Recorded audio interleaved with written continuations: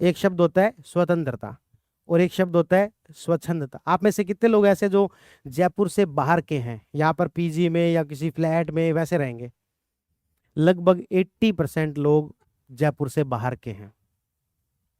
आप लोगों की अतिरिक्त जिम्मेदारी बन जाती है। आप लोगों में से शायद ज्यादातर लोग तो ऐसे होंगे जो पहली बार बाहर पढ़ने के लिए आए, ऐसा कि जो पहली बार जिले से बाहर पढ़ने के लिए आए। पहले को 20-30 किलोमीटर दूर जाते होंगे, लेकिन बाहर रहेंगे भी पहली बार, बाहर पढ़ने के लिए पहली बार आए हैं। काफी सारे ऐसे लोग हैं। तो ये आपकी एक अतिरिक्त जिम्मेदारी हो जाती है कि जब हम दूसरी जगह पढ़ने जाते हैं, जब हम अपने शहर में होते हैं, अपने घर में होते हैं, अपने गाँव में होते हैं, तो हमें टोकने वाले, हमें देखने वाले बहुत सारे लोग होते हैं। लेकिन जब आप शहर में आ चुके हैं, आपको यहाँ पर कोई टोकने वाला नहीं है, कोई आपको देखने वाला नहीं है।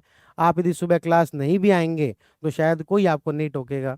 घर पर आराम से सो भी रहे 9 बजे तक तो भी शायद आपको कोई नहीं टोकेगा। यानी कि हमें यहाँ पर आके क्या मिली है? स्वतंत्रता। लेकिन उस स्वतंत्रता को किस में नहीं बदलने देना है? स्वच्छंदता। दोनों में क्या अंतर है? स्वतंत्रता कुछ लिमिटेशन के साथ जुड़ी हुई है। स्वतंत्रता में और क्या इंक्लूड है? कुछ लिमिटेशंस यहां पर शामिल हैं। विवेकानंद स्वामी का नाम सुना होगा आपने, स्वामी विवेकानंद। स्वामी विवेकानंद का एक बहुत अच्छा कथन है कि एक पेड़ चाहता है कि मैं यदि स्वतंत्र हो जाऊं तो क्या वो अपनी जड़ों से अलग हो जाए तो स्वतंत्र हो जाएगा? एक पेड़ यदि जड़ों से अलग हो जाए तो क्या वो स्वतंत्र हो जाएगा? नहीं, वो तो टूट गया ना। उसी तरीके से हम जयपुर में आए हैं, हमें स्वतंत्रता मिली है, लेकिन हमें अपनी जड़ों से अलग नहीं होना है। हम यहाँ पर किस उद्देश्य के साथ आए हैं, हमें ये नहीं भूलना है। आज आप लोगों में बहुत जोश है, लेकिन 2 महीने बाद भी ऐसा जोश रहेगा इसकी कोई गारंटी नहीं है। उस समय में आपके कुछ नए नए दोस्त बनने शुरू होंगे।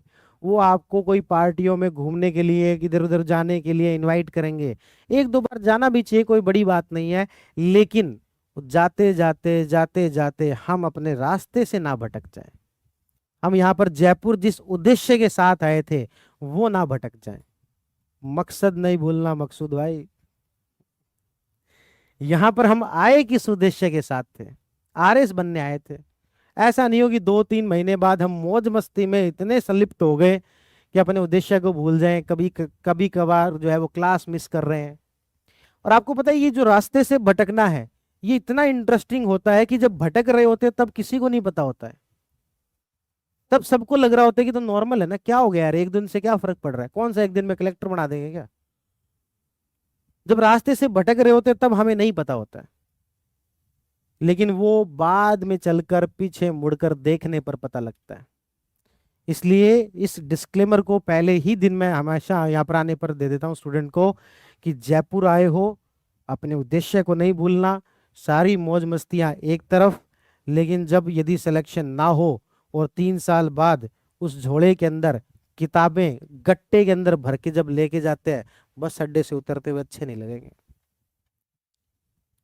जाएं तो फिर स्वागत करवाने जाएं गांव के अंदर, फूल मालाओं के साथ में हमारा स्वागत हो, इस तरीके से ही जाए फिर। तो इसलिए हमें ये नहीं भूलना चाहिए कि हम यहाँ पर आरएस की जो तैयारी करने आए हैं उसे भटक नहीं जाए।